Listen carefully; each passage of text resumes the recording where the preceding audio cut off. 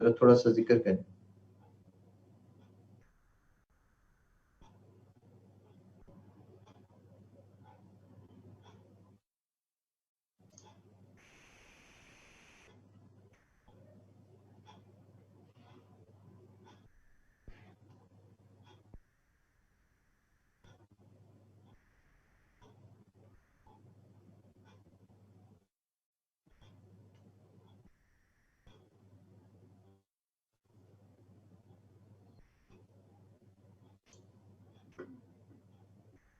We did types of essays and discussed past papers, past paper, approach of selecting essay, how to select essay topic.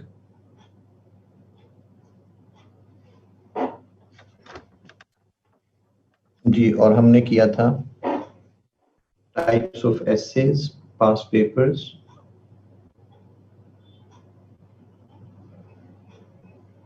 ठीक है।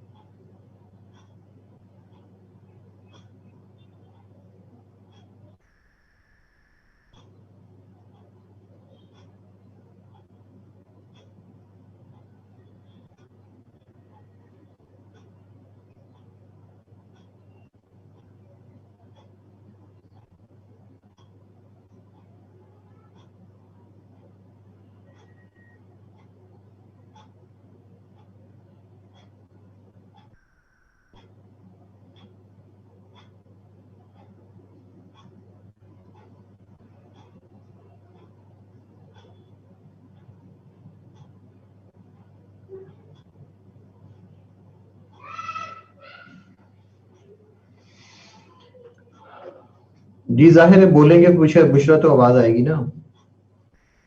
जब teaching start करेंगे तो फिर आवाज आनी शुरू हो जाएगी। अब क्या मुसलसल बंदा बोलता रहे।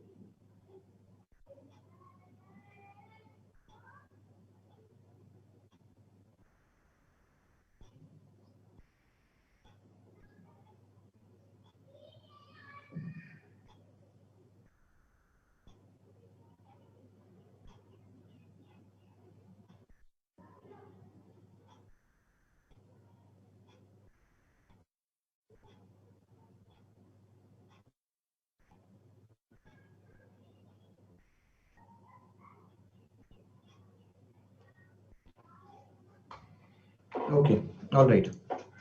सो मैंने थोड़ा सा चेंज किया था इसकी निस्बत हमारा जो प्लान है स्टडी प्लान उसकी, because I wanted to emphasise a few other things, critical thinking skills, और उसके बाद जो टॉपिक इंटरप्रिटेशन है लास्ट टाइम मैं जरा उसके ऊपर ज्यादा मैंने एम्फसाइज किया। So today we are going to move on to number 3, गो के क्लास नंबर 4 है लेकिन लेक्चर नंबर 3 जो है वो चलेगा। अब जो ऐसे राइटिंग के अंदर सबसे इंपॉर्टेंट पार्ट जो माना जाता है वो उसकी प्लानिंग है। हमारे यहाँ अक्सर स्टूडेंट्स जो है वो नजर आते हैं कहते हुए कि जी सर जी ऐसे लिखी है, ऐसे दिखानी है, ये है वो है। एसेस चेक करते हैं, ये पास पड़ी हुई है एसेस, लोग दे जाते हैं चेक करने के लिए, कोई सर पैर नहीं है। आउटलाइन किधर है सर? आउटलाइन अभी बनानी है। तो तुमने ऐसे किस चीज पे लिखी है फिर? वो सर फलां टीचर कहते हैं कि आप बस वो पहले ऐसे लिख लें तो उसके बाद फिर आउटलाइन बना लीजिएगा। तो फिर यार उनको दिखाओ, फिर मुझे क्यों दिखाते हो? तो प्लानिंग नहीं है। ये जो इतनी थाउजेंड्स में जो फेलियर है, कुछ ना कुछ तो उसके रीजंस होंगी ना। ऐसे एक्चुअली प्लानिंग का ही नाम है। ऐसे दो चीजों का नाम है जो एफपीएससी एक्चुअली चेक कर रही होती है। नंबर वन, आपका प्लानिंग कैसी है। नंबर टू, आपकी टाइम मैनेजमेंट कैसी है। अब जो शख्स लिखता है, ऐसे लिखता है और उसे आखिर पूरी नहीं होती, आखिर में कंक्लूजन रह जाता है, दिस मीन्स कि उसने प्रैक्टिस नहीं की हुई। ये बंदा हमारे काम का नहीं है। वो ऐसे लिख रहा है और कोई प्लान नहीं उसके पास। जब लिख लेता है तो उसके बाद उसकी आउटलाइन लिख देता है। किसको बेवकूफ बना रहे हैं? दिस मीन्स अब जो चीज समझने वाली है आप लोगों की, बेसिकली वो ये है कि ये कोई एक यूनिवर्सिटी नहीं है जिसके नोट्स रट्टा लगा के तो टीचर के एग्जाम्स जो है वो पास कर लिए, आखिर में सर्टिफिकेट मिल गया। भाई ये एम्प्लॉयमेंट की सिचुएशन है। यहां पे ये एम्प्लॉयर है आपका, और एम्प्लॉयर को सर्टेन स्किल्स चाहिए। एम्प्लॉयर को ये जानना चाहिए, वो wants to know whether you are a good planner or not, whether you are a good time manager or not. तो ऐसे को जरा थोड़ा सा ना अपने दिमाग में इस चीज से जरा दूर करें। मुसलसल मेरा हर लेक्चर में एक ही चीज के ऊपर मेरा एम्फेसिस होता है कि to open up your mind, कि ऐसे बुनियादी तौर पे वो सिर्फ वो नहीं है कि रेडीमेड पैराग्राफ्स लिख दिए या रेडीमेड मटेरियल लिख दिया। प्लानिंग एक इंपॉर्टेंट, उसका सबसे इंपॉर्टेंट एस्पेक्ट है। How do you plan to write an essay? critical thinking, critical thinking, and that is दो तरह की थिंकिंग इसके अंदर जो है वो इन्वॉल्व होती है।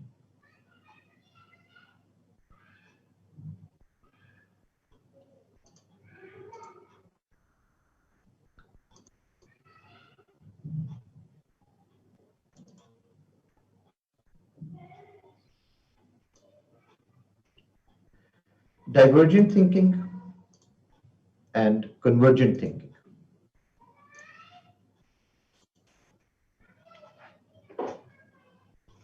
अब हम ब्रेनस्टॉर्मिंग, ऐसे प्लानिंग जो है उसके ऊपर हमने टॉपिक सिलेक्ट कर लिया है।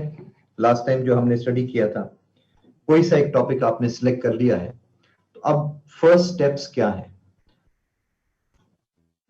आपके फर्स्ट स्टेप्स हैं कि आप डाइवर्जेंट थिंकिंग करते हैं।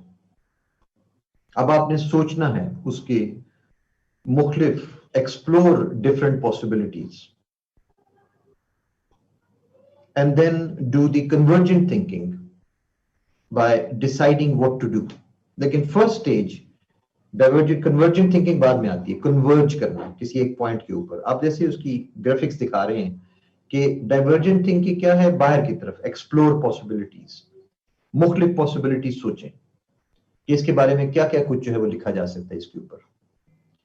और उसके बाद कन्वर्जेंट थिंकिंग, कि जब आपने मुख्तलिफ पॉसिबिलिटीज जब सोच ली, तो अब आप उसको डिसाइड करते हैं कि हमने किन चीजों के ऊपर फाइनली लिखना है, किन चीजों के ऊपर नहीं लिखना। So this is the basic structure, जो हमें, जो बेसिक प्रोसेस है।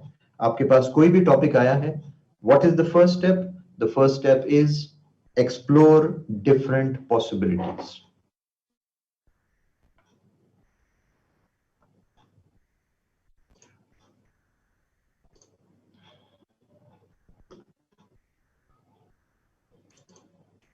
There are various steps for writing the essay. So I'm going to talk to you about steps of essay writing now. अब हम टॉपिक अगर सेलेक्ट हो गया है तो हम अब स्टेप्स लेना शुरू करते हैं ऐसे राइटिंग के। Your first step is brainstorming. Apply divergent thinking and come up with several possible points related to the topic.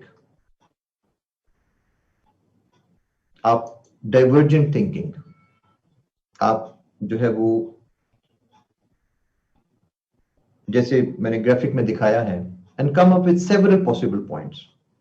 Collect a pool of ideas and points and do not arrange the points at this stage. हम first step जो है उसको करते हैं और उसके ऊपर जो है वो सबसे पहले तो हमें क्या चाहिए, टॉपिक चाहिए। अब हम स्टार्ट करते हैं इसको। टॉपिक हम ले लेते हैं कोई सा भी।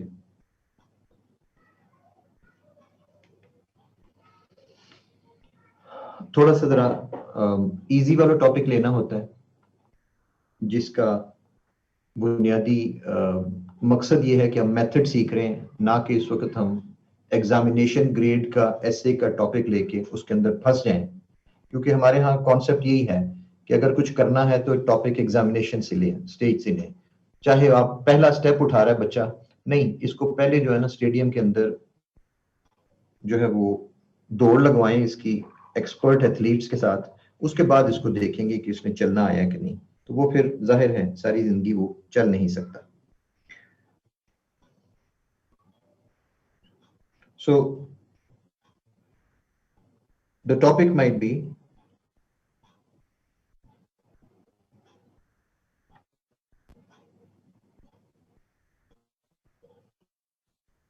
uh, 2016 का एक टॉपिक था water crisis and national unity.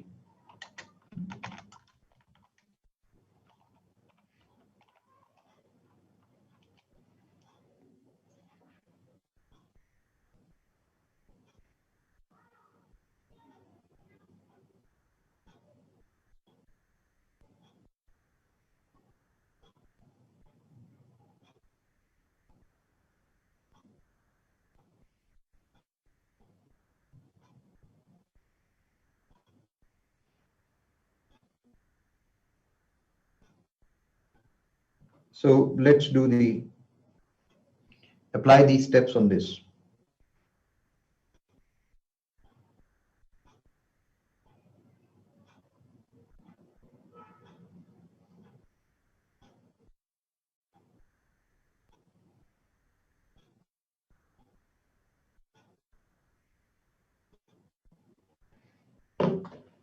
So water crisis and national unity, हम ये वाला टॉपिक जो है ये लेते हैं और इसके ऊपर अपनी आउटलाइन डेवलप करने की और स्टेप्स जो है ऐसे राइटिंग की स्टार्ट करते हैं।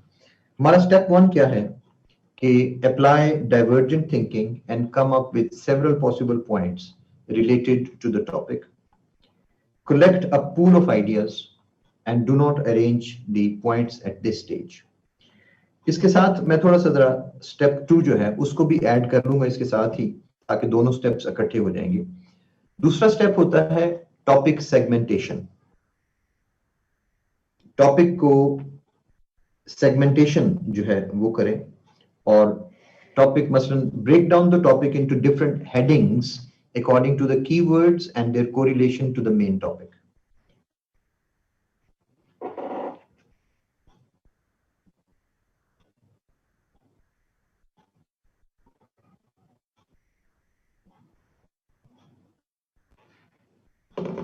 Break down the topic into different headings according to the keywords and their correlation to the main topic. मसलन the issue based topics जो होते हैं they can be broken down into causes, effects and remedies. जैसे energy crisis in Pakistan अगर topic है तो ये इसको ब्रेक डाउन किया जा सकता है into causes, effects and remedies. तो हम सबसे पहले क्या करते हैं कि टॉपिक सेगमेंटेशन करने लगे, water crisis and national unity. तो इसका मतलब ये है कि एक हमारी जो हेडिंग बनेगी वो आएगी कि व्हाट इज वाटर क्राइसिस। पहली बात तो हमें वाटर क्राइसिस को डिफाइन करना पड़ेगा ना, और उसके बाद हेडिंग 2 हमें ये करना पड़ेगा कि नेशनल यूनिटी क्या चीज है, और हेडिंग 3 इसकी हमारी बनेगी कि हाउ वाटर क्राइसिस impacts या influences, how the water crisis impacts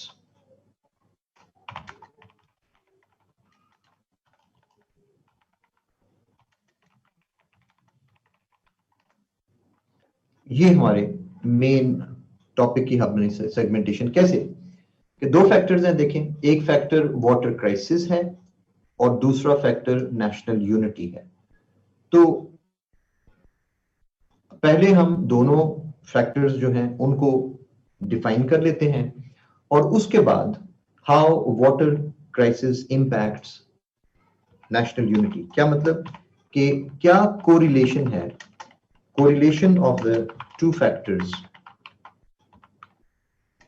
in the topic. समझ आ रही है इस बात की कि वाटर क्राइसिस अगर एक फैक्टर है और नेशनल यूनिटी एक फैक्टर है, तो इन दोनों का आपस में कोरिलेशन क्या है।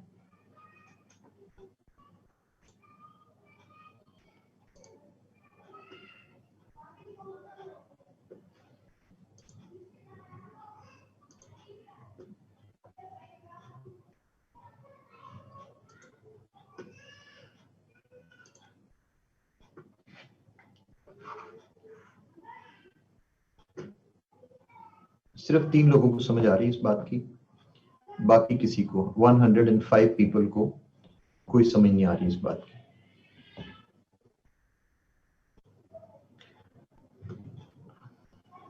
यू मे बी फॉलोइंग निकाशा, मुझे क्या इस चीज से, you may be following somebody else also, I don't know. मैं जरा सारी क्लास से मुखातिब हूँ, आप में से काफी सारे लोग जो हैं वो सिर्फ कानों में हेडफोन्स लगा के बस बैठे रहते हैं, मुझे ये चीज खासी इरिटेट करती है। अगर आप लोग बिजी हैं किसी कामकाज में और इस लेक्चर को आप पार्ट टाइम के तौर पे सुन रहे हैं, तो you are mistaken. This is one of the most important lectures पूरी ऐसे जितना कोर्स है, ये प्लानिंग है, इसकी कोई रिवीजन नहीं है। बाद में कल मुझे अपने पूछना है कि सर फलां चीज क्या है, फलां चीज, nobody is going to revise repeat. तो अगर तो आप किसी ऑफिस में हैं, ट्रैवलिंग कर रहे हैं, या किसी असाइनमेंट में कि या कोई शो देख रहे हैं मजे से, तो छोड़ दें उसको। Pay attention to this and pay attention to this because this is the crux. ये वो लेक्चर है जिसका लोग मेरे लेक्चर नंबर 3 का इंतजार करते हैं। ब्रेक डाउन करता हूं उसको ऐसे में, और एक ही लेक्चर के अंदर मैंने पूरा आपको सिखा जाना है सारे का सारा मेथड, ब्रेनस्टॉर्मिंग, लॉजिकल सीक्वेंसिंग, सारे का सारा चीज।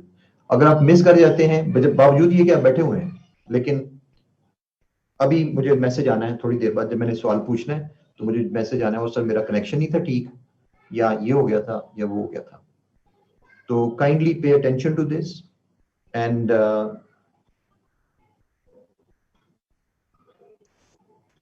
पढ़ाना आसान नहीं होता कैमरे के ऊपर। हम लोग चलते हैं, मैं स्पेशली एक ऐसा टीचर हूं जो चलता है स्टूडेंट के साथ, इंटरेक्शन के साथ, उसकी एनर्जी पे। तो अगर आप लोगों ने जॉब शॉब कोई नहीं देने होते तो फिर मैं भी नहीं पढ़ा सकता। ये काफी सारे स्टूडेंट्स मेरी इस चीज से जरा थोड़ा सा चिढ़ते भी हैं, बाज़ औक़ात बड़ा सख्ती से जवाब देते हैं कि सर हमसे हर बात पे यस नो जो है वो नहीं होता। तो मुझसे भी हर बात जो है वो नहीं समझाई जाती ना पूरी तफसील से। मैं भी फिर अगर कैमरों को पढ़ाना है तो फिर कैमरों को पढ़ाऊंगा। तो if you keep interacting with me तो हमें भी एनर्जी मिलती रहती है। अदरवाइज मेरी भी 3rd क्लास है, 11:30 बजे से पढ़ा रहे हैं, कोई जरूरत नहीं पड़ी हुई बहुत ज्यादा अपने आप को एक्सर्ट करने की। तो प्लीज काम लें मुझसे, ना कि मुझे उल्टा जो है वो आप वो डाल दें बस के ठीक है सर आपका काम पढ़ाना है आप पढ़ाएं, हम सुन रहे हैं। सुनना आपका मेरे ऊपर कोई एहसान नहीं है। ठीक है, मुझे ये ना कहिएगा कि सर हम सुन रहे हैं, कोई आसान नहीं है, आप ना सुने बेशक। जी Nabeel Ahmed, other headings will be sub headings उसके बाद। नहीं, आप राइटिंग, अदनान मेमन, बेशक आप राइटिंग कर रहे हैं, मुझे इस चीज के साथ ताल्लुक नहीं, आप राइटिंग कर रहे हैं, जो मर्जी कर रहे हैं। Will intro and conclusion not be counting and image heading. Sadia, अभी हम पहुंचे कहाँ पे? अभी आउटलाइन तो नहीं लिख रहा ना मैंने तो अभी ब्रेनस्टॉर्मिंग स्टार्ट की है। So keep communicating, because once I lose attention, once I lose interest, तो फिर जाहिर है स्टूडेंट्स का नुकसान होता है उसमें। ओके, सो स्टेप्स में आपके पास जो पहली चीज आई वो ब्रेनस्टॉर्मिंग करनी है, लेकिन ब्रेनस्टॉर्मिंग के लिए हमने साथ उसके एक चीज ये भी शामिल कर ली है कि हम उसकी टॉपिक सेगमेंटेशंस करेंगे और दो हेडिंग्स में उसको, उसकी जो हेडिंग्स कैसे निकलती हैं? हेडिंग्स निकलती हैं उसके कीवर्ड से। इसके कीवर्ड्स क्या है? इसका वाटर क्राइसिस है, इसका दूसरा कीवर्ड क्या है? नेशनल यूनिटी है। और वाटर क्राइसिस किस तरह से असरअंदाज होता है नेशनल यूनिटी के ऊपर, इस चीज के ऊपर हमने जो है वो बात करनी है। How water crisis impacts national, or correlation of the two factors in the topic.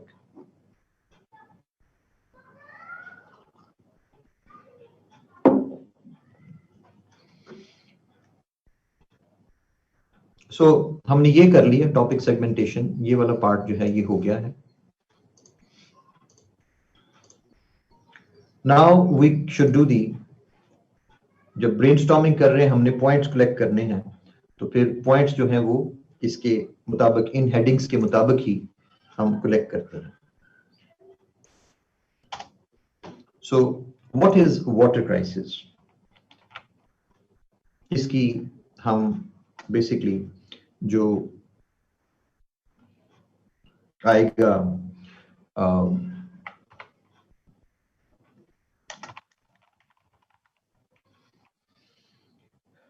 शुरू में तो हमें बताना पड़ेगा कि why the water situation in Pakistan is at the brink of a crisis.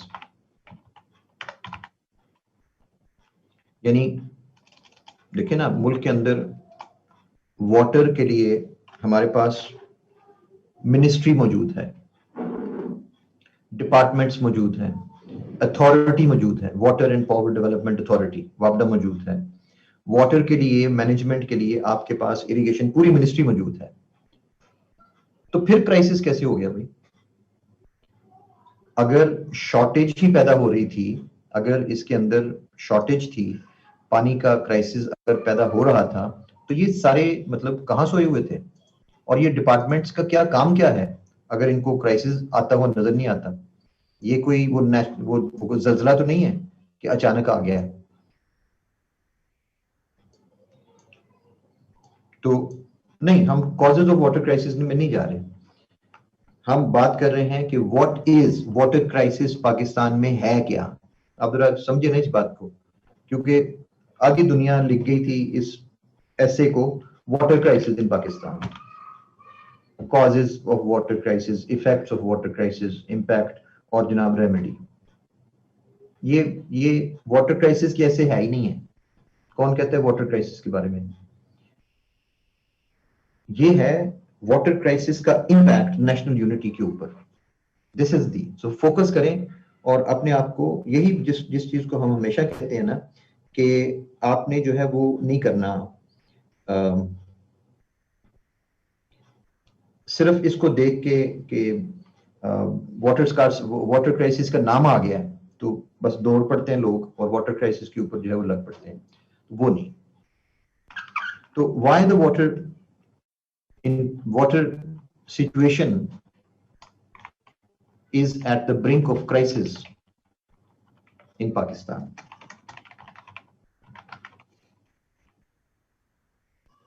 और हमने बहुत ज्यादा पॉइंट्स इसके पास ऊपर नहीं बनाने,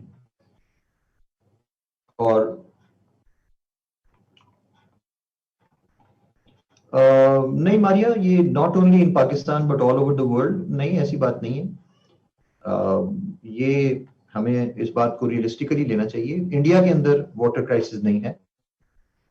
जो देखें, जो पॉइंट्स होते हैं ना समझने वाले, किसी भी, आप चूंकि क्रिटिकल थिंकिंग पढ़ी है आपने, और जो वाटर क्राइसिस के बारे में कुछ बेसिक चीजें मैं जिक्र कर देना चाहूंगा, क्योंकि ये अक्सर स्टूडेंट कहते हैं कि जी एसए के अंदर मटेरियल कहाँ से आता है, कंटेंट क्या आता है। तो वो कंटेंट की बेसिकली होती बातें ही हैं, होते पॉइंट्स ही हैं, और उसको फिर आपने सब्सटेंशिएट जो है वो करना है।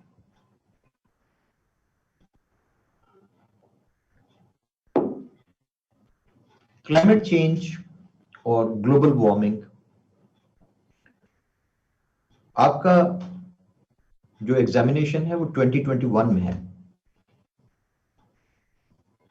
तो 2021 तो अगर तो गुजरे हुए 3 साल हो गए हैं, तो फिर तो मैं आपको इजाजत दूंगा कि आप जो इन वेबसाइट्स पे और मैगजीन्स में और पुरानी जो आउटलाइंस हैं उनके अंदर जो आपको मटेरियल मिलता है वाटर क्राइसिस के बारे में, उसको आप पढ़ते रहें।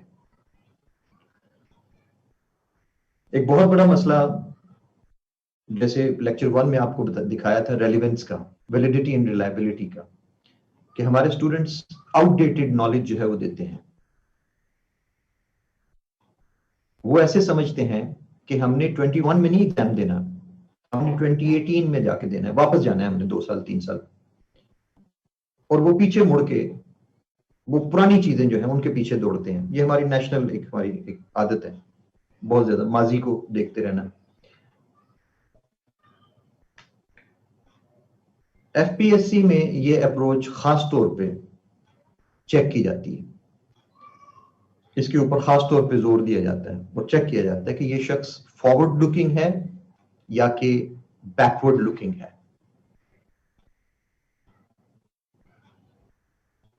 किसी भी क्राइसिस के ऊपर आपकी जो अप्रोच जो है वो इस तरह से चेक की जाती है। अब ये लोग पूछते हैं ना कि एग्जामिनर चेक कैसे करता है, हमारी ये नंबर जो है ये कैसे लगते हैं, किन चीजों के ऊपर, क्या सिर्फ लैंग्वेज अच्छी है तो उस पे लगते हैं, किस चीज पे नंबर लगते हैं। तो वो मैं डिटेल से बता चुका हूं कि how CSS SA is marked. लेकिन जो एक और चीज जिसके ऊपर एग्जामिनर इस किस्म की एसए के अंदर जो डिपेंड करता है, वो कुछ डिफरेंट चीज है। Let me explain that also. आप अगर अपनी ये जो, मैं जब कहता हूं ना कि एग्जामिनर जो एसए है वो आपकी पर्सनैलिटी की अक्कासी करता है, तो वो किस तरह से पता, कैसे हमें कैसे पता चलता है। आपने फर्ज किया कि रेमेडीज दी हैं, और रेमेडीज में आप कहते हैं कि to build new dams.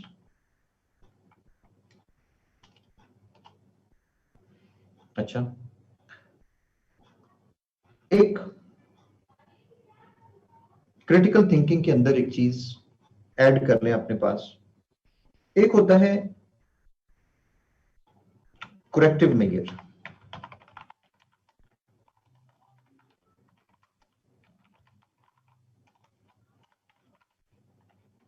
Corrective measure, और जो करेक्टिव मेजर है, और दूसरा है प्रिवेंटिव मेजर। ये आपकी क्रिटिकल थिंकिंग की ट्रेनिंग है। Corrective measure and preventive measure, दो तरह के मेजर्स होते हैं।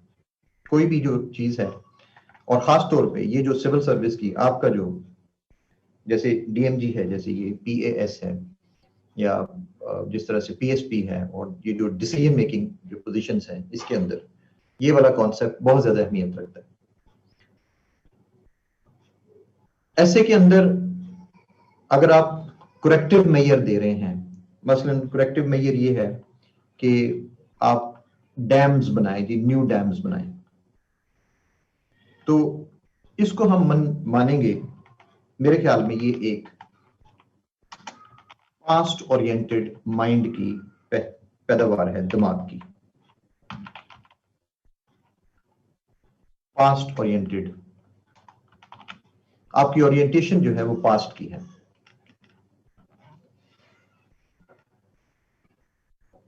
कैसे? हमारे पास करेक्टिव ना, हमारे पास आपसे प्रॉब्लम सॉल्विंग है, प्रॉब्लम सॉल्विंग आपको कही जाती है। तो प्रॉब्लम सॉल्विंग में आप इस तरह के मेजर्स पेश कर रहे हैं जो करेक्टिव है कि भाई इसको, अब सिचुएशन तो खराब तो हो गई है ना, सिचुएशन खराब हो गई है, अब इसको करेक्ट करना है। तो पहली बात तो ये है कि भाई ये खराब हुई क्यों, आप इसको प्रिवेंट क्यों ना कर सके, आपने प्रिवेंटिव मेजर्स क्यों ना लिए।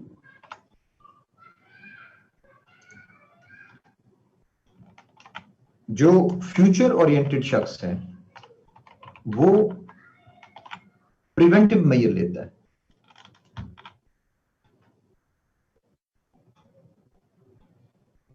ये जरा कोरिलेशन देख लें। Corrective measure means past oriented, preventive measure means future oriented. किस तरह से? जो फ्यूचर ओरिएंटेड पर्सन है वो फॉरवर्ड प्लानिंग करेगा। इसको रिलेट करते हैं ग्लोबल वार्मिंग के साथ, क्लाइमेट चेंज, ग्लोबल वार्मिंग। हम अभी तक 2020 में अगस्त में हमारे स्टूडेंट्स अभी तक एक ही लकीर पीटते जा रहे हैं, वो जी ग्लोबल वार्मिंग, चेंज हो रहा है, climate change, glaciers are melting, the sea level, water level is rising, and the earth's surface temperature and ozone depletion, और ये हो रहा है। तो there is a dire need to stop this process of industrialization and pollution, and so that the global environment could be saved। यही approach है ना। हमारे ज्यादातर लोगों को तो बस इतना ही पता है ना ग्लोबल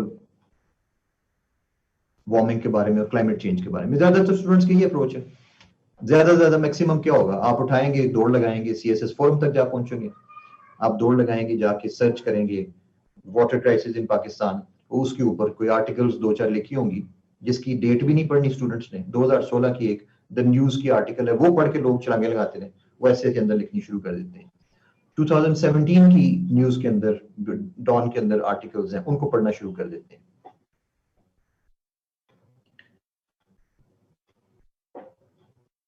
और जो कोई नजर रखने वाला स्टूडेंट है, कैंडिडेट है, एस्पायरेंट है, जो फ्यूचर ओरिएंटेड है, वो ये देखेगा कि करंट सिचुएशन, चले माना कि glaciers are melting and all those things, current situation क्या है भाई। ये जो बातें थी ना, ये जो बच्चों वाली कि ग्लेशियर्स आर मेल्टिंग और ये बच्चों वाली बातें, वो हो चुका। अब डैमेज, जो एनवायरनमेंट है वो डैमेज नहीं हो रहा। Now the environment it has been damaged, अब डैमेज हो चुका।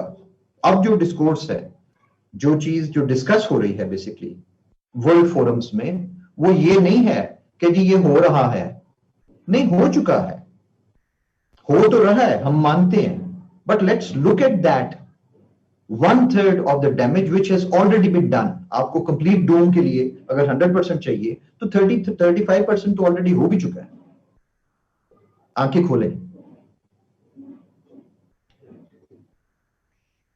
हिमालयाज के जो ग्लेशियर्स हैं, हमारे ये जो बातू और पासू और ये सारे जो ग्लेशियर्स जिनके बारे में हम बड़ी पिक्चर्स वगैरह लेते हैं, ये है वो है सारा कुछ, it is very well known that about 37% of the Himalayan glaciers have already melted. हम अभी बातें कर रहे हैं, हमारे सियासतदान तो अभी भी ये बातें कर रहे हैं ना कि ये जो ग्लेशियर नजर आ रहे हैं कहते हैं कि ये पिघलेंगे, और हुजूर जो आपको नजर आ रहा है ना वो ऑलरेडी पिघल चुका है, ये तो आपको थोड़े से अब नजर आ रहे हैं, और अगले साल तक शायद ये भी नहीं नजर आएंगे, और उससे अगले साल तक शायद ये भी नजर नहीं आएंगे। जाएं जाके पिक्चर्स देखें, जाएं जाके सैटेलाइट्स की पिक्चर्स सारा कुछ कंपेयर करें, हो चुका है। आप कब आंखें खोलेंगे? सीएसएस का स्टूडेंट ये नहीं कहता कि जी होने वाला है, no, the global damage, environmental damage has already been done. अब मैं सिर्फ वाटर क्राइसिस की ऐसे की बात नहीं कर रहा, मैं ओवरऑल क्लाइमेट के ऊपर ऐसे के अंदर जो आपकी अप्रोच होनी चाहिए, सिर्फ एक ऐसे नहीं, मैं ये नहीं कह रहा कि क्लाइमेट ऐसे आ गई है तो उसके अंदर आपने ये पॉइंट्स लिखने हैं। This is an overall perspective जो आपको वेरियस एसेस के अंदर, करंट अफेयर्स के अंदर, पाकिस्तान अफेयर्स के अंदर काम आ सकते हैं। जो पॉइंट्स, ये इंपॉर्टेंट चीजें ये होती हैं। हिमालयस के ग्लेशियर्स जो हैं as of August 2020 37.2% have already melted, already melted। ये आपके पास दुनिया का 10.2% फ्रेश वाटर रिजर्वायर था पूरी दुनिया का। आपके पास आइस कहां पे है? एंटार्क्टिका में, आर्कटिक में, आइसलैंड में, कनाडा के ऊपर, और ये सारा, और ये आइस थी जो हमारे पास हिमालयस में थी, क्योंकि हाईएस्ट माउंटेन्स है, सो यहां पे आइस जो थी वो बहुत ज्यादा थी।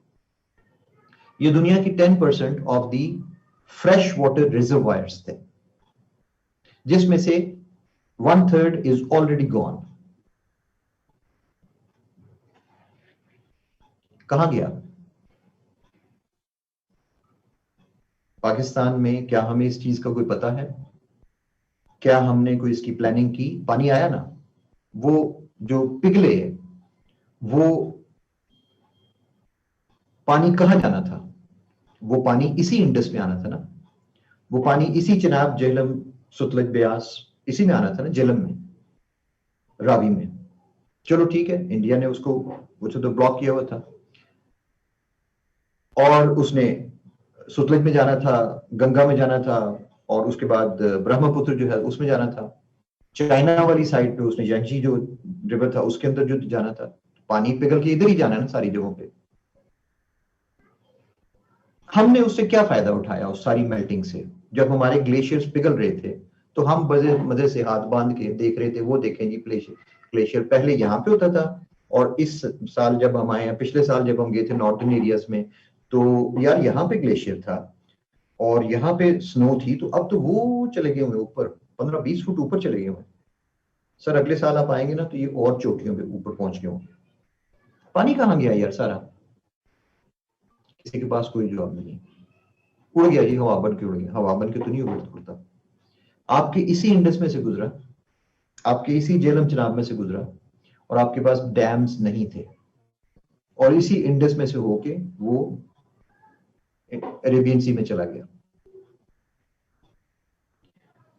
आपके सबसे बड़ा इशू पाकिस्तान का क्या है?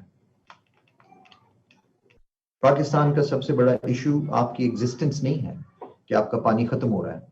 आपका मसला सबसे बड़ा ये है कि इसके आर्मी चीफ के कितने दिन रह गए हैं इस जॉब के अंदर। आपका सबसे बड़ा मसला ये है कि इस जज ने ये पैसा जो 4 करोड़ बनाया है ये कैसे बनाया है। आपका सबसे बड़ा मसला ये है कि ये हुदैबिया पेपर मिल कहां से आई थी। पाकिस्तान का सबसे बड़ा मसला ये है कि ये जो शुगर मिल, जो शुगर गायब हो गई या वीट गायब हो गई, ये क्या किधर गया सारा कुछ। सबसे बड़े मसला, हमारा मसला पानी तो नहीं है। पानी नहीं होगा हम क्या करेंगे? अल्लाह अकबर करेंगे बस, और क्या है। बट सारी दुनिया हमारी तरह नहीं है। India was awake and it new and it scientists were calculating, they knew what is going on. Kashmir में जब पिछले 8 साल, 9 साल, 10 साल के अंदर 19 न्यू डैम्स बनाए गए, तो हम लोग भी हंसते थे, बाकी लोग भी हंसते थे कि यार पानी किधर है इतना। उन लोगों ने वो जो डैम बनाया है चनाब के ऊपर जो बगलीहार डैम जो है, तो उसकी इतनी हाइट है, इंडस वाटर ट्रीटी को वायलेट किया आपने, और उसकी इतनी हाइट, अब इतना पानी स्टोर, पानी आएगा कहां से जहां आप स्टोर करेंगे आप इसको? Where will the water come from? हमें यही लगता था, but not the Indian scientists. Downstream Ganges पे, Jamuna पे, Brahmaputra पे, India kept on building dams. It built as many as 43 new dams during the last 20 years.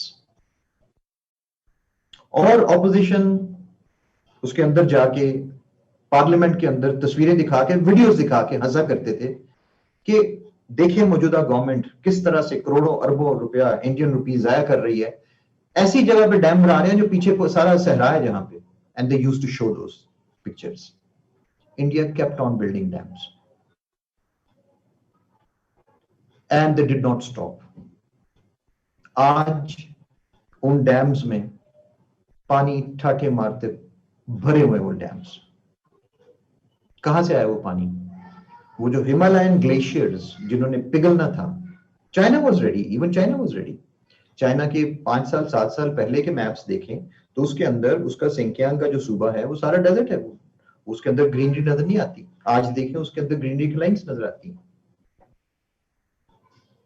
India, China was ready for that, all the countries were ready for that except for Pakistan, and India stored that water. अब it has, वो पहाड़ों से आए, पिघल के आए, India use that opportunity. जो threat थी ना, हमारे नजदीक ग्लेशियर्स का पिघलना थ्रेट है, इंडिया ने उसको अपॉर्चुनिटी बनाया। Let's solve our water problem. कितना इंडिया के अंदर जो है वो वाटर की प्रॉब्लम है, कितने रीजन्स हैं, एरियाज हैं जहां पे वाटर की प्रॉब्लम, और कोई हमारे पास सोल्यूशन यूज कर। It kept on building dams and then it solve that problem, और वो डैम्स भरे गए और वो भरे जा रहे हैं। अब ग्लेशियर पिघलते हैं to the advantage of India, to the disadvantage of Pakistan. मेरे पॉइंट की समझ आ रही है अब आपको? अब थ्रेट किसके लिए बना? Global warming. जो जो जो एक्चुअल थ्रेट है वो किसके लिए बना? वो उन कौम के लिए बना कि जो सोई हुई है, जिसने अपने नॉन इश्यूज को इश्यूज बनाया हुआ है।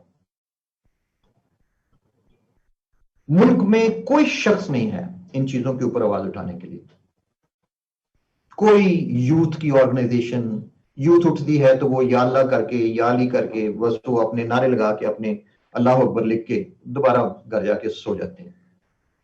यूथ किस लिए उठती है? किसी चीज के लिए नहीं उठती। जब इस मुल्क में पानी खत्म होगा, I would be gone. People of my generation will be 6 feet under the ground. It's not our problem, I think.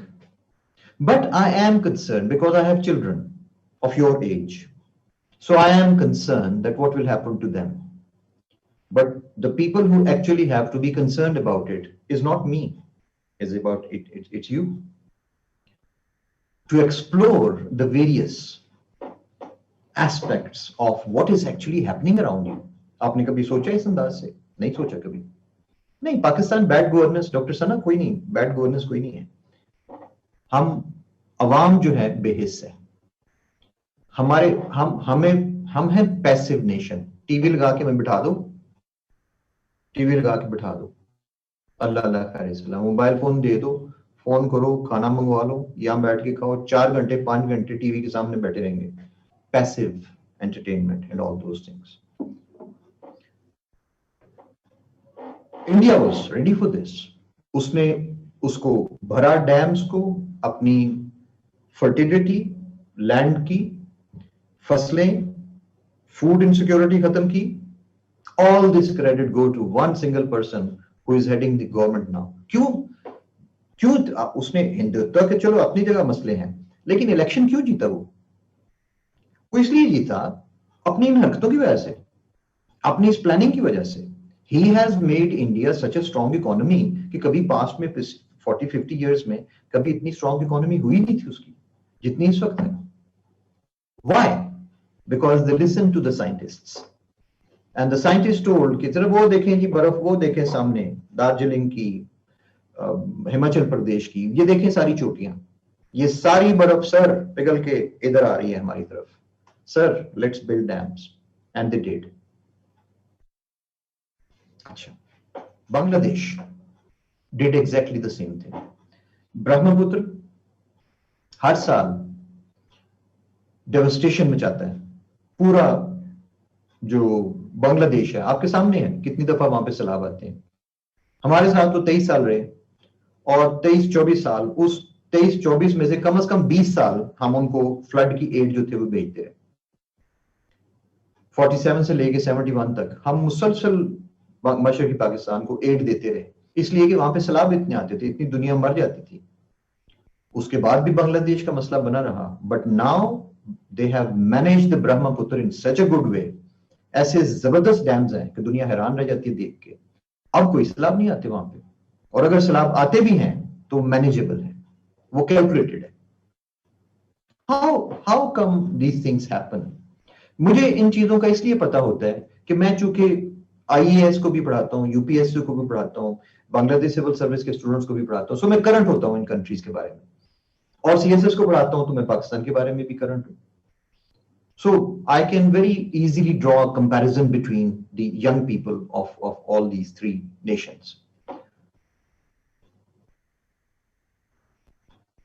तो हम जो solutions देंगे, अब इंडिया की जो रेमेडीज आती हैं उनमें से कभी कोई लड़का कोई लड़की ये नहीं कहेगी कि जी वाटर क्राइसिस आ रहा है तो डैम बना लो। क्यों? अब मैं बात को वाइंड अप करता हूं, खत्म करता हूं इस सारे को।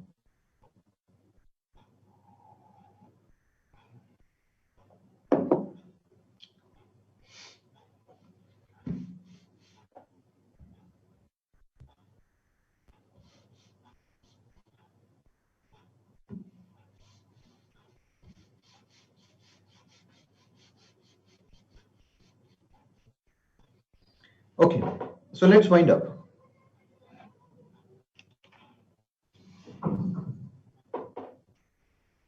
मैं बात कर रहा हूं कि जो करेक्टिव मेजर्स वाले हैं वो लोग जो हैं वो नहीं मुकरमा, वो डैम बनाने थे, उसका आपका क्या जाता है डैम्स बनाने से? वो अपने डैम बना रहे हैं, आपका तो कोई पानी नहीं रोक रहा। वो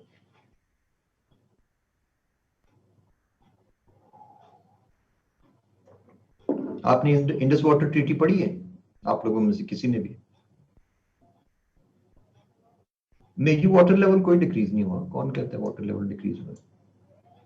इंडस वाटर ट्रीटी के अंदर ये चीज शामिल है, जब बनी थी, साइन हुई थी, कि Pakistan over the next 30 years within the 21st century, within the 20th century, Pakistan was supposed to, over the next 30 years, तबेला और मंगला तो बन गए, but over the next 30 years, Pakistan will develop its water storage capacity and reduce the water flow into the Arabian Sea by about 70%. ये agreement था, हमने भी sign किया, उन्होंने भी साइन किया, वर्ल्ड बैंक ने साइन किया, सबने साइन किया। और अगले 30 साल के अंदर हमने डैम्स, अपनी वाटर स्टोरेज कैपेसिटी बढ़ानी थी, और हमने पानी को, जो हमें इंडिया से पानी आ रहा था, उस पानी को अरेबियन सी में, मेरी बात सुन ले जरा नबील अहमद, अगर आप लिखते रहेंगे अपने पास ही तो फिर मेरी बात तो नहीं सुन रहे ना आप।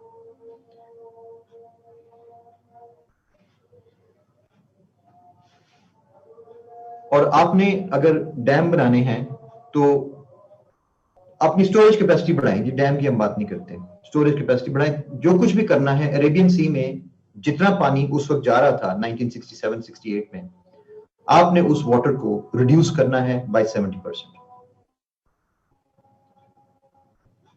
अब उसके आगे फाइन प्रिंट भी है ना, वो क्लॉजेस भी है ना, कि अगर पाकिस्तान ऐसा नहीं करता तो इंडिया के पास ये राइट मौजूद है कि वो वाटर इतना कम कर दे कि अरेबियन सी में सिर्फ उतना ही पानी जाए जितना कि उस ट्रीटी के मुताबिक जाना चाहिए। आप आईसीजे में केस क्यों हारे? आप 2018 में इंटरनेशनल कोर्ट ऑफ जस्टिस में जब आप पानी का केस लेके गए सारा कुछ, तो अब क्यों हारे? इसलिए कि इंडस वाटर ट्रीटी की वायलेशन इंडिया नहीं कर रहा, वो पाकिस्तान कर रहा है। आपने जितना पानी अरेबियन सी में जा रहा है उसको कैलकुलेट करें ना जरा। तो आपने वाटर ट्रीटी में तो कहा था कि हम इसको कम कर देंगे, और आपने किया कोई नहीं है। चुनांचे इंडिया ने कहा कि ओके नो प्रॉब्लम, हम ऐसा करते हैं, पाकिस्तान को इतना पानी चाहिए होता है, इतना हम देते रहेंगे, चुनांचे हम ऊपर इसको कंट्रोल कर लेते हैं, आपसे नहीं कंट्रोल होता हम कर लेते हैं। और उसके दौरान फिर 2014-13 में मेरा हाल है ये सजेशन भी आई कि हम जो वाटर रोक रहे हैं, जो बिजली बना रहे हैं पाकिस्तान, हमसे वो बिजली ले ले बोली, और उसकी प्राइस वगैरह जो थी उसके बारे में भी बातें जो थी वो स्टार्ट हो गई उस जमाने में। उन दिनों जरदारी गवर्नमेंट 2013 में चेंज ओवर हो रही थी into Nawaz Sharif and all that. तो ये बेसिक फैक्ट्स हैं, अब इसके ऊपर तो नहीं, हम इसको ग्लॉस ओवर तो नहीं कर सकते। एनीहाउ, मेरा पॉइंट जो है वो बेसिकली वो ये है कि जो पास्ट ओरिएंटेड स्टूडेंट है वो कहेगा कि जी डैम बनाओ। अब मेरा क्वेश्चन आप लोगों से ये है, मंगला डैम को क्या हुआ है, तरबेला डैम को क्या हुआ है, टेक्निकली मेरे साथ बात करें। क्या आप दोबारा उसी तरह की गलती करना पसंद फरमाएंगे? ये जो तमाम अर्थ फिल्ड डैम्स हैं, जो वाटर जो उसकी पहाड़ों की, मतलब जो कैचमेंट एरिया जो है उनका पहाड़ों के फौरन बाद स्टार्ट हो जाता है, प्लेन स्टार्ट होती हो जाता है, इनकी अपनी लाइफ होती है। हर वो मुल्क जहां डैम्स पाए जाते हैं बहुत ज्यादा, उनकी स्कूलों के सिलेबस के अंदर ये चीजें होती हैं, उनके बच्चे बच्चे को पता है। ब्राजील में देखें, चाइना में देखें, जहां पे डैम्स हैं वहां के बच्चों के सिलेबस, उनको ये पता है ये सारी चीजें कि सिल्ट आती है, डैम में पानी खड़ा होता है, सिल्ट बैठ जाती है, year by year by year layer खड़ी हो जाती है, हर ईयर 2 to 3 इंचेस उसकी लेयर जो है वो इंक्रीज करती जा रही है। 4 साल में 1 फुट, 10 साल में 40 फुट, 20 साल में 80 फुट, किधर गया डैम आपका? तो इन डैम्स की अपनी एक लाइफ होती है, बड़ा बड़ा सिंपल सा, कोई इसके अंदर रॉकेट साइंस नहीं है। Tarbela Dam was estimated to be having a life of 50 years, 70 years, 70। Tarbela Mangla dam की चूंकि कैपेसिटी कम थी, सो उसका जो था वो एरिया 60 इयर्स उसका। अच्छा, अब उन्हीं स्कूल की किताबों में, और ये 6ठी-7वीं क्लास में पढ़ाया जाता है, ब्राजील के सिलेबस के अंदर शामिल है, उन्हीं डैम्स की, उन्हीं जो जो डैम्स जो हाफ लाइफ रूल है, जब उसकी हाफ लाइफ होती है, you start building a new dam. आप थोड़े से उसके कैचमेंट एरिया से 30-40 किलोमीटर राइट और लेफ्ट होके या डाउनस्ट्रीम जाके आप एक और डैम बनाना शुरू कर देते हैं।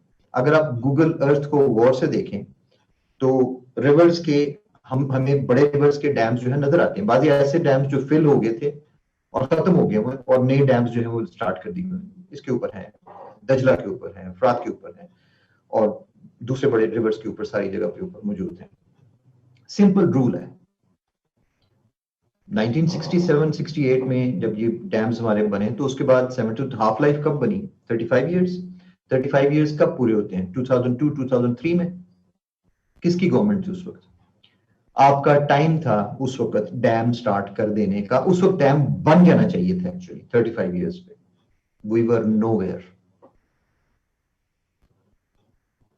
प्लानिंग कमीशन के लोगों से हमने इंटरव्यूज में पूछा कि सर आप उस वक्त चेयरमैन थे, बिकॉज आप क्रिमिनल है ना, ये क्रिमिनल आपका था, नेग्लिजेंस थी जिस वजह से आप लोगों की पाकिस्तान की ये सूरत हाल हुई इस वक्त। You people are responsible.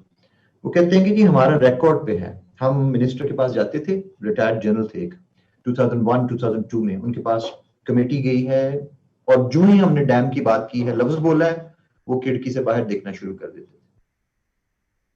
फिर उन्होंने सेक्रेटरी से कहना, यार कोई और बात है करने की तो करो इनसे, देखो बस खत्म हो गई meeting. He was not ready even to listen to the federal minister of water, was not even ready to listen about the word of the dam. Okay, मेरा वो भी क्वेश्चन नहीं है, मेरा क्वेश्चन कुछ और है। मैंने आपको फॉरवर्ड लुकिंग, फ्यूचर ओरिएंटेड, मैंने उसका आपको इंट्रोडक्शन देना है।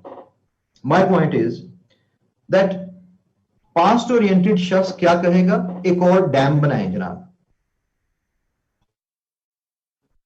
क्या एक गलती से आपने नहीं सीखा? आपने डैम्स बनाए पहले, उन डैम्स का क्या असर हुआ? Do you want to make another such dam? शुक्र है कि कालाबाग डैम नहीं बना।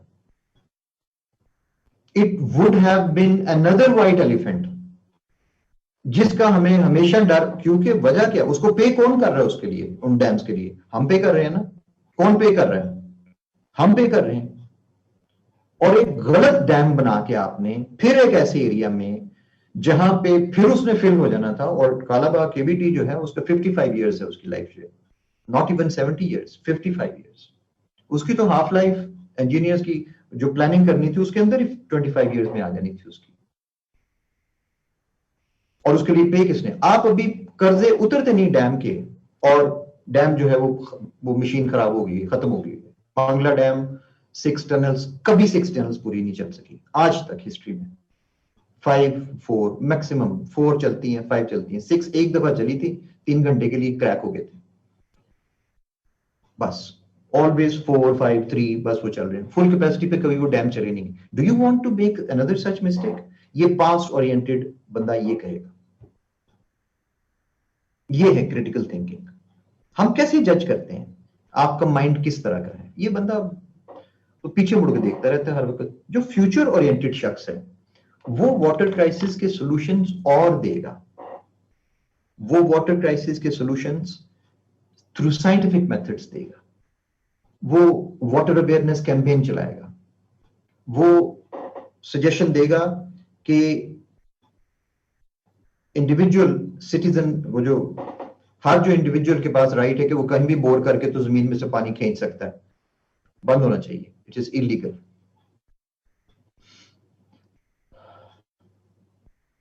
इसलिए कि आप अकेला लाहौर सिटी इतना ज्यादा वाटर सक कर रहा है जमीन में से कि बाकी आसपास के छोटे शहरों के लिए तो पानी नहीं रहा।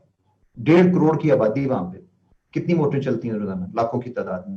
वो अकेला इतना पानी सक कर जाता है ग्राउंड में से कि आसपास की जो जो सिटीज हैं, वो शेखुपुरा और ये कसूर और ये कामों की मुरीद के और ये सारे, ये तो इनके लिए तो पानी नहीं बचता जमीन के अंदर। ये बेसिक, मैं साइंटिफिक, मैं साइंटिस्ट नहीं हूं, लेकिन ये कॉमन सेंस की चीजें हैं। तो फ्यूचर ओरिएंटेड बंदा वाटर प्रेजर्वेशन, वाटर कंजर्वेशन के ऊपर पॉइंट्स देगा।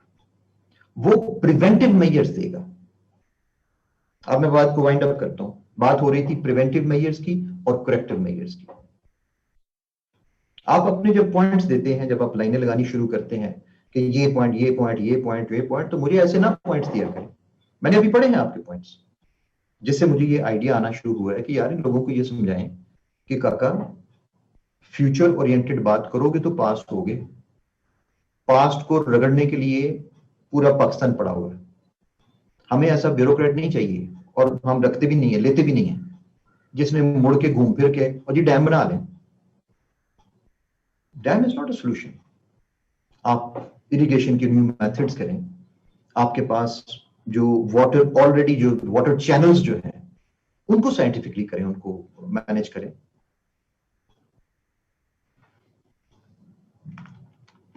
हरियाणा में बात हो रही थी वाटर लेवल डाउन होने की। 14 कैनाल्स गुजरती हैं उसके अंदर से।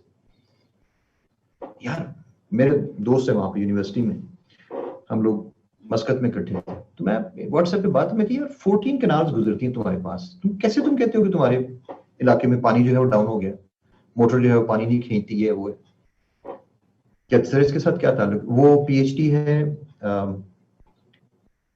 हॉस्पिटैलिटी मैनेजमेंट का, और जाहिर है क्रिटिकली उसके साथ बात की जा सकती है। कहते सर नहरों के गुजरने से हमारे पानी का क्या ताल्लुक? मैं कहता दिलीप तुम अच्छे खासे समझदार बंदे हो, क्यों नहीं ताल्लुक? नहरें जहां से गुजरेंगी वहां पे पानी। कहते सर सारी पक्की नहरें हैं। आप किसकी बातें कर रहे हैं आप? आई कुडंट इमेजिन कि उन्होंने सारी अपनी नहरें पक्की कर ली हुई हैं। सारी नहरें, वो इतनी बड़ी बड़ी नहर है, वो पक्की है सारी की सारी, उसका कोई पानी नीचे नहीं जाता। आपकी देखिए कितनी क्या हाल है, नहरों का क्या हाल है। सो फ्यूचर ओरिएंटेड पर्सन ये कहेगा कि ये जो मेरे पास एक गिलास पानी है, अब मैं देखूं कि मैंने इसको कैसे बचाना है। पास्ट ओरिएंटेड बंदा कहेगा जी एक और ग्लास रखो, इसके अंदर और पानी भरो। अब बात समझ आ रही है आपको सारी? पूरी मैं किस चीज के ऊपर जो है उस वक्त से बात कर रहा हूं।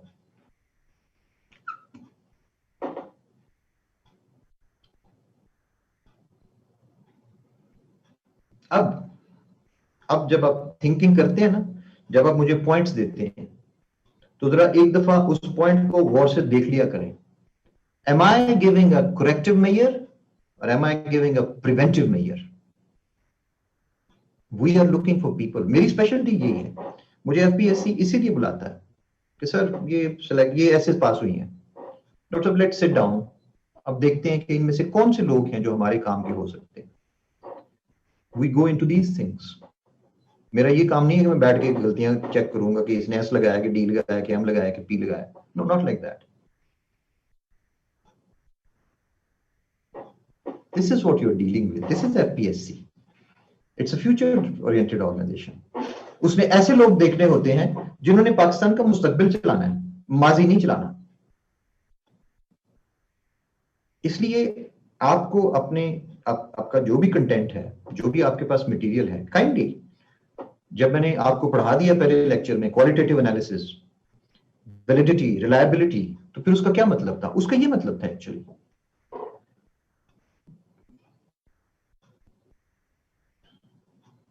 रावलपिंडी, इस्लामाबाद, ये मैं जहां बैठा हुआ इस्लामाबाद में इस वक्त, मेरे बिल्कुल सामने से ये साथ बिल्कुल हमारे फ्लैट के जो एक नाला गुजरता है, और ये सारी ट्रिब्यूटरीज हैं उस नाला लई की या सोआन रिवर की, जो हर साल सैलाब आता है यहाँ पे। ये हर साल आधी पिंडी डूबती है, हर साल नाला लई तबाही मचाता है। क्या यार, सारी जिंदगी हम सुनते रहे हैं, हम इतने बेवकूफ हैं? कहां जाते हैं हमारे सिटी के बजट्स, कहां जाते हैं? हम क्यों नहीं इसको, ये क्यों नहीं सॉल्व कर सके? मलेशिया, कोलालमपुर, मैं एक दफा देख रहा था तो स्मार्ट टनल का कॉन्सेप्ट आया उसके अंदर। I was there in those days, map के अंदर। तो मैं स्मार्ट टनल में, यार बड़ी जबरदस्त। स्मार्ट टनल का आइडिया ये है कि जहां पे सैलाब, जहां से पानी इकट्ठा होता है, तो टनल इस तरह होगी, इतनी बड़ी है टनल है कि उसके ऊपर ट्रैफिक गुजरती है, 3 मंजिला, 3 स्टोरी। उसके ऊपर ट्रैफिक है जाने वाली, उसके दरमियान में ट्रैफिक है आने वाली, और उसके नीचे वाला जो हिस्सा है वहां से पानी गुजरता है। तो ये टनल है 34 किलोमीटर की, जो चलेगी और समुद्र तक पहुंचेगी। I was surprise to see this plan, wonderful plan. और जब सैलाब आता है, क्योंकि देयर आर 5 रिवर्स जो क्लांग वैली में से गुजरते हैं, जहां ये कोलालमपुर सिटी है, तो ये अक्सर फ्लडिंग यहाँ पे आई, फ्लड आया होता था। तो अब उन्होंने सॉल्व किया उसको। अच्छा, अब ये स्मार्ट टनल वाला आइडिया ये था कि वो सारा पानी और आगे चल के वो 34 किलोमीटर आगे वो समंदर के करीब उसको वो फेंक देगा क्लांग के। तो मैं अगले दिन ऑफिस में बैठा हुआ था, तो एक हमारे सीनियर हैं अब्दुल रहमान, उनसे मैंने जिक्र किया कि मैं क्या, it's a wonderful plan this smart tunnel, what do you think? Which tunnel? मैं कि यार, you belong to Kuala Lumpur and you don't know about that? I don't know about that. What do you mean by that, by that thing?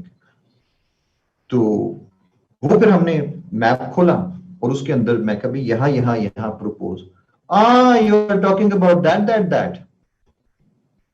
Now what do you mean by that? It already exists. We made it about 10 years ago. Now Kuala Lumpur never has flood. वो जो pictures city hall में लगी हुई हैं कि कुआला Lumpur आधा आधा पानी में डूबा हुआ है, that is the past. I was surprised. और फिर मैंने मैप देखा तो समझ आया, मैं ये है कहाँ भी उसकी ओपनिंग? कहते वो तो हम तो वहां पे यूज करते करते उसको, टनल को भी हमें इतना अरसा हो गया। वो जब सैलाब आता है तो उन दिनों बंद कर देते हैं, रोड जो है वो ऊपर यूज होता है और पानी तीनों फ्लोर्स में से गुजरता है। Smart tunnel, and they have been using it for more than last 15 years। क्या नेशंस अपनी प्रॉब्लम सॉल्व नहीं करती? क्या नेशंस अपनी जो है वो हर साल डूबते रहते हैं? Why are we talking about the same problems every year?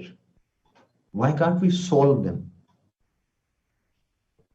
तो ठीक है, आप मुझे कह सकते हैं बड़ी आसानी से कि जनाब ये जो है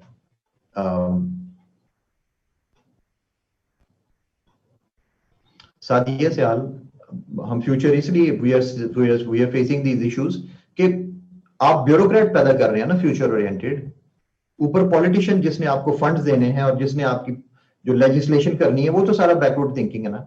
सिंपल, इसमें कौन सी बात है। ब्यूरोक्रेट कब कोई अपनी मर्जी से प्लानिंग बनाता है, पॉलिसी बनाता है। You are not going to be the planners of the country. That stage comes at grade 2021 22।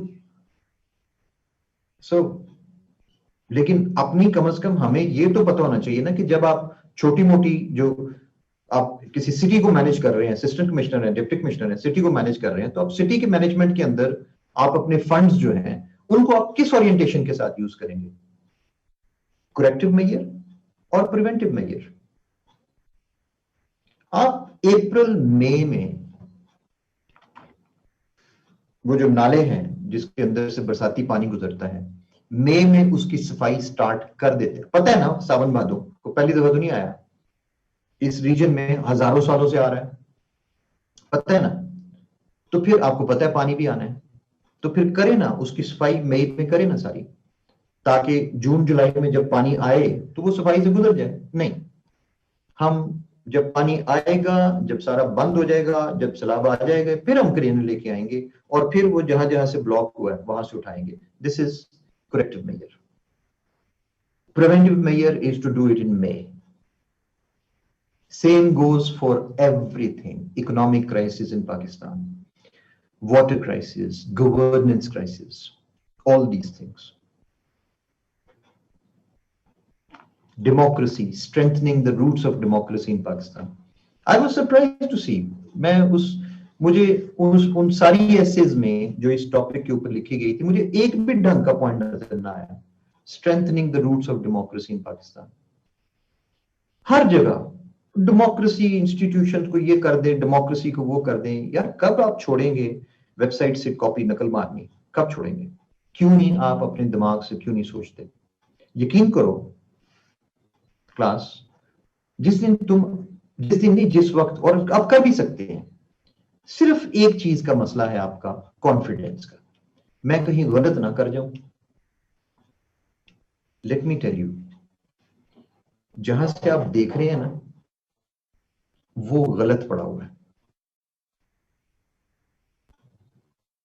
जो आप सोचेंगे वो सही होगा। समझ आती है इस बात की? आपको बड़ी अजीब बात लगेगी ये वाली।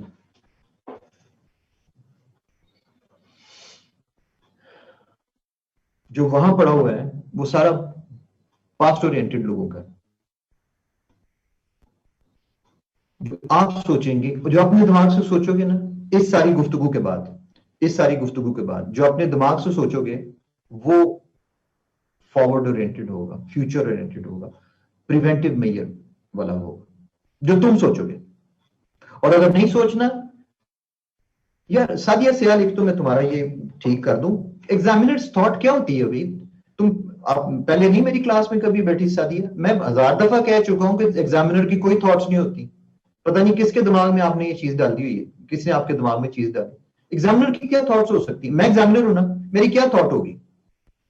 अब सीधी बात करें जो करने वाली है, एग्जामिनर की थॉट्स कहां से आ गई? बार बार आप एक ही क्वेश्चन मुझे रिपीट करती जा रही। अगर एग्जामिनर एग्री ना किया, भाई आप बात सीधी करें, क्यों नहीं एग्री करेगा? आप अगर बात ही आपने उल्टी करनी है कि नहीं जनाब, we should run a collective national drive to collect the money for the dam. If the people pay from 1 week salary from their own salaries, money can be collected for the dam. ओ खुदा के वास्ते dam को छोड़ दो, बेवकूफों वाला idea है, पुराना idea है। आपके डैम्स दुनिया की सबसे बड़ी जो फॉल्ट लाइंस हैं उनके ऊपर लाई करते हैं। इनकी औकात क्या है? वो तो 7.6 था तो वो बर्दाश्त कर गया, और 7.6 पे हुआ क्या? 2006 का जो जलजला था 7.6 रिक्टर स्केल के ऊपर। Do you know the details? Mangla dam का झील का पानी जो था वो बाहर आ गया था सारा, वो बाहर सारा नहीं, वो बाहर आ गया था, और उसने साथ वाले 3-4 गांव के अंदर सैलाब मचा दिया था। इतनी ज्यादा जमीन हिली थी। फ्यूचर में आपको उतना बड़ा जलजला आता है तो ये स्टैंड करेगा आपका मंगला डैम या तरबेला डैम? आप एक और डैम बना रहे हैं, एक और डैम बना रहे हैं। Forget, stop the dams. It's that is why देखो, फ्यूचर ओरिएंटेशन थी जिसके तहत आपने, देखो जो अक्लमंदी है ना, वो ये थी कि मराला के ऊपर, चनाब पे आप वाटर स्टोरेज करें और वहां पे बिजली बनानी शुरू करें। आपने नंदीपुर में, एक ऐसी कनाल है हमारे पास जो 12 महीने चलती है, और आपने नंदीपुर में उसके ऊपर जो थी मशीनें लगा के आपने बिजली बनानी शुरू की। सारी दुनिया करती है, तो आप ये काम करें ना। आप चश्मा बराज के ऊपर जो है वो मशीनें लगा के आप वहां से बिजली बनाए ना, जहां पे पानी हमेशा चलता रहता है। नहीं, पहाड़ों में जाके डैम बनाने जहां पे जलजले आते हैं।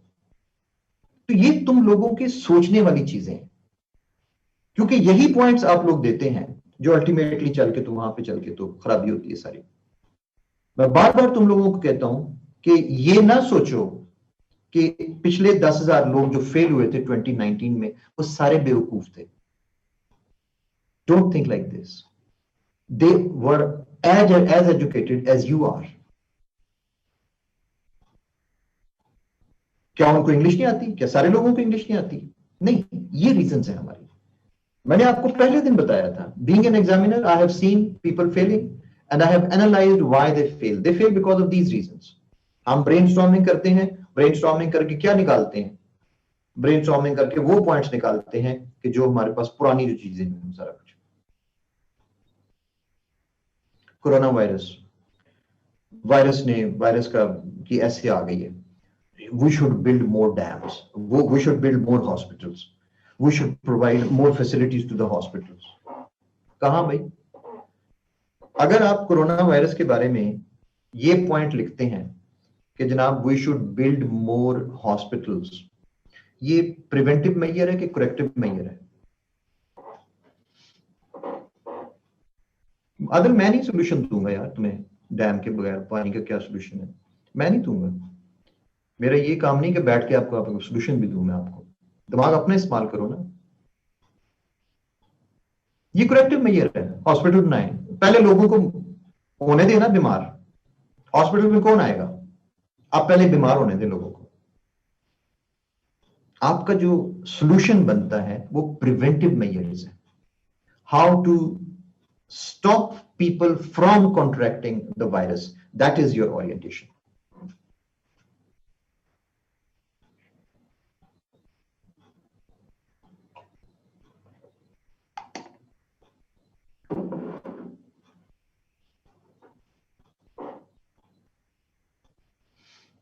अदनान मेहमान निकलो यार डैम में से थोड़ी देर के लिए ना। फर्ज किया मैं तुम्हारे ऊपर पाबंदी लगा देता हूँ। हम लोग ये करते हैं साइकोलॉजिकल, जब ये करते हैं ना सीएसएस का, तो उसके अंदर पाबंदी लगा देते हैं कि आपने इस आइडिया का जिक्र नहीं करना। बिजली पाकिस्तान के अंदर बिजली पैदा करनी है तो आप, अच्छा चलें, अब हमने हाइडल पावर का जिक्र नहीं करना है। हाइडल पावर तो हमारी तो बिजली बनती वहां से नहीं, हमने जिक्र करना, बस बंद है।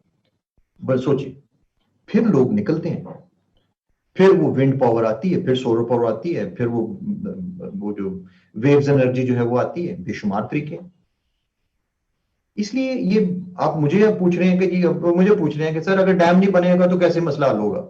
अगर मैंने आपको बताना है तो मेरी तो ऑलरेडी ओरिएंटेशन जो है फ्यूचर की वो ठीक है,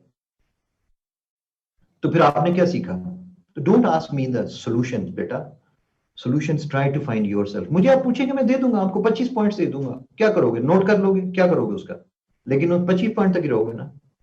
but if you start thinking yourself, if you start, मुझसे ये सीख जाओ कि फ्यूचर ओरिएंटेड थिंकिंग क्या होती है, कैसे होती है, तो ये तुम्हारा लाइफ लॉन्ग एसेट है।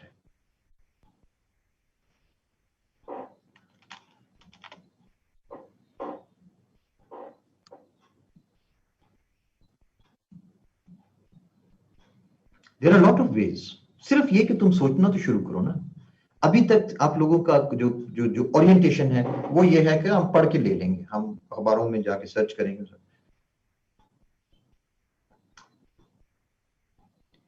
ब्रेनस्टॉर्मिंग वो होती है, अब अक्सर लोग, मैं ब्रेनस्टॉर्मिंग जब करवाता हूँ लोगों से, आउटलाइन लिखो, तो अगले दिन जब आउटलाइन मिलती है, 2 दिनों बाद आउटलाइन मिलती है, तो साफ पता चलता है ये सारा गूगल किया है, गूगल किया है, गूगल किया है। अभी भी मैं करूंगा, आप गूगल करके मुझे पॉइंट्स देने शुरू कर देंगे।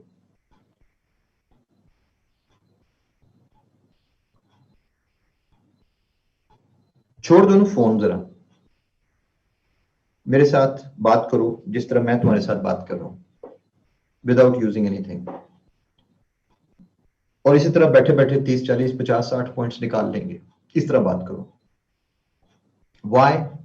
एग्जामिनेशन में ये सिचुएशन है, एग्जाम में तुम्हारे पास गूगल नहीं है, एग्जाम में तुम्हारे पास डिक्शनरी नहीं है। There you have only one thing, the brain and the pen and the बस, बस नथिंग एल्स। ये ट्रेनिंग।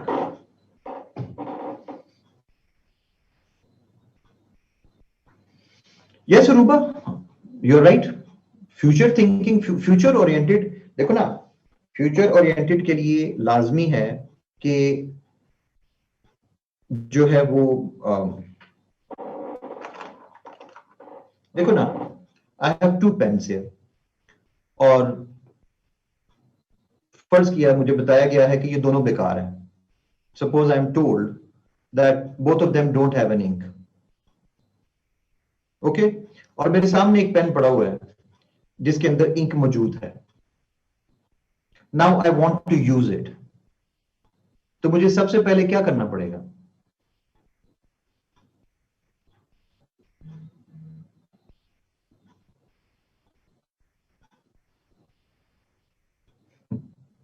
मेरे पास दो पेन हैं, दोनों बेकार हैं, वो पेन पड़ा हुआ है, रिफिल इंक नहीं, खयाम अली,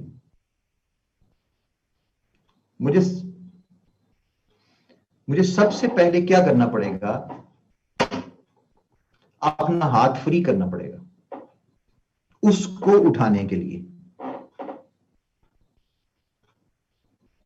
अगर आपने फ्यूचर ओरिएंटेड थिंकिंग करनी है तो पहले पास्ट ओरिएंटेड थिंकिंग को एनालाइज करो और उससे जान छुड़ाओ।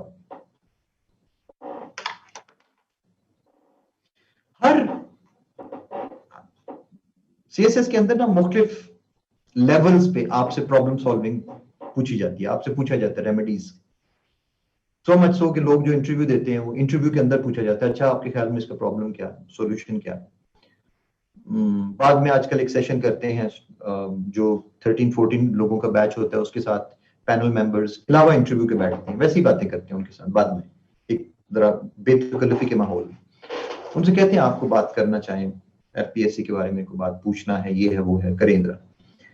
तो उसके अंदर भी मेंबर्स हर वक्त एक ही बात कहते हैं, अच्छा चलें ठीक है, प्रॉब्लम तो आपने बता दी, अच्छा सोल्यूशन क्या है इसका? हर स्टेज पे आपसे सोल्यूशन पूछा जाएगा, हर स्टेज पे। क्या हो रहा है? ये ओरिएंटेशन चेक हो रही है। जब प्रॉब्लम आएगी तो क्या ये जाएगा अपने सीनियर के पास कि सर पास्ट में क्या आप कैसे इसको सॉल्व किया था इस प्रॉब्लम को? हमारे एक दोस्त हैं, वो पंजाब गवर्नमेंट में सेक्रेटरी लेवल काम करते हैं इस वक्त, 2-3 डिपार्टमेंट्स में चेंज हुए हैं। तो उनको पता था कि मेरी एनवायरनमेंट के ऊपर काफी ज्यादा जो है वो स्टडी है। तो एक दफा आज से साल डेढ़ पहले बात होते हुए तो इसको जो है वो, क्या मुझे पास्ट केसेस स्टडी करने चाहिए कि इस प्रॉब्लम को किस तरह से सॉल्व किया गया? मैं क्या मोहतरम, अगर आपने पास्ट केसेस ही सॉल्व करने थे तो आपको सेक्रेटरी क्यों बनाया गया था? वो किसी सुपरिटेंडेंट को उठा के बैठा देते, सुपरिटेंडेंट पुरानी फाइलें निकालता, उसमें से सोल्यूशन निकाल के उसकी समरी बना के तो मिनिस्टर को दे देता, बात खत्म। आप किस लिए बनाए गए थे? फिर उसको समझ आई कि my job is to present a new plan, not to show that previous plans were good and all that, या उनके अंदर क्या फॉल्ट थी, या उनके अंदर हम ये जो, इसीलिए आपने महसूस किया होगा कि मैं आपके साथ अक्सर पास्ट पेपर्स के बारे में बात करते हुए थोड़ी सी मेरे अंदर एक डिसलाइक सी होती है। I don't like to discuss past papers. Sometimes मैं बकायदा कह भी देता हूँ यार पास्ट पेपर्स को खुदा का वास्ते छोड़ दो, लीव देम। क्यों भाई? वो हो चुके हैं, वो चले हुए कारतूस हैं। सीएसएस के एसेस जो हैं, टॉपिक्स जो हैं, वो टाइम ओरिएंटेड होते हैं। वो पास पेपर में क्या, कल मुझे एक बंदा उठा के ले आया मेरे पास एक outline the place of Urdu in Pakistan and the Supreme Court's decision to implement it as national language in Pakistan. Sir इसके ऊपर मैंने आउटलाइन बनाई. मैं कहा खुदाया यार ये 2016 में मसला था, नहीं सर दोबारा आ सकता है. कैसे दोबारा आ सकता है? तुम सीएसएस के स्टूडेंट हो कि तुम क्लर्क हो किसी कचहरी के अंदर जिसके अंदर लॉ एक ही रोज को रगड़ते हो. सो ये है मसला. अगर आपने ब्रेनस्टॉर्मिंग करनी है तो फिर आपके पास फ्यूचर की वो होने चाहिए, आइडियाज होने चाहिए, इस तरह से नहीं. ये जो आपको स्पेशली प्रॉब्लम पेश आएगी, मैं आपको ये बता दूं, ये कोई इतना आपको सिंपल नहीं है ये प्रोसेस. आपको स्पेशली प्रॉब्लम पेश आएगी ये करने में. उसकी रीजन ये है कि हम एज अ नेशन पीछे मुड़ के देखना हमारी आदत है. फैमिलीज में, socially, individually, politically, economically, nationally, religiously. We used to be great. 1960s, Pakistan was a superpower. It was looked up to. Muslim world इसकी तरफ देखती थी. ये एग्जाम्पल था. 70s, 1974, second OIC meeting in Lahore, Organization of Islamic Countries. Pakistan was a superpower among और जिस वक्त ये सारा स्टार्ट किया गया है एटम बॉम्ब का सिलसिला और सारा कुछ जो था, तो we like to look back at that. We used to be a big country. We used to have East Pakistan also. ये हमारा नेशनल कैरेक्टर है. रिलीजन भी सपोर्ट करता है इस चीज को पीछे मुड़ के देखना. लेकिन वो मैं एक छोटा सा एक लाइन एक दफा कहीं सुनी, देखा, एक अच्छा पोस्टर था मोटिवेशन का. Don't look back. That's not where you are going. बस डोंट लुक बैक. पीछे मुड़ के देख. That's not where you are going. अब कहां जा रहे हैं? अब सामने जा रहे हैं ना, तो फिर सामने देखो ना. That's where it is. बस बंद करूंगा, ब्रेक करते हैं.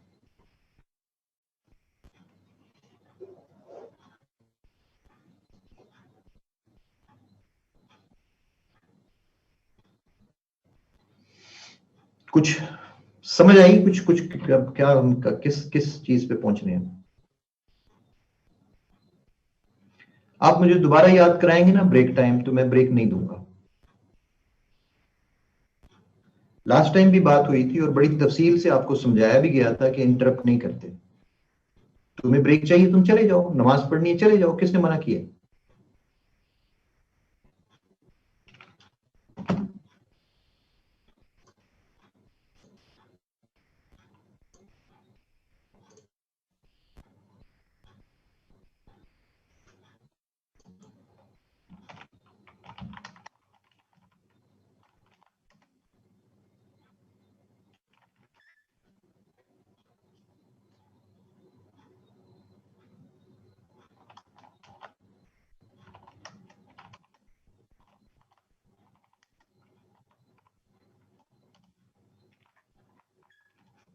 $7:30 to 7:50. I'll see you back at 7:50. Thank you.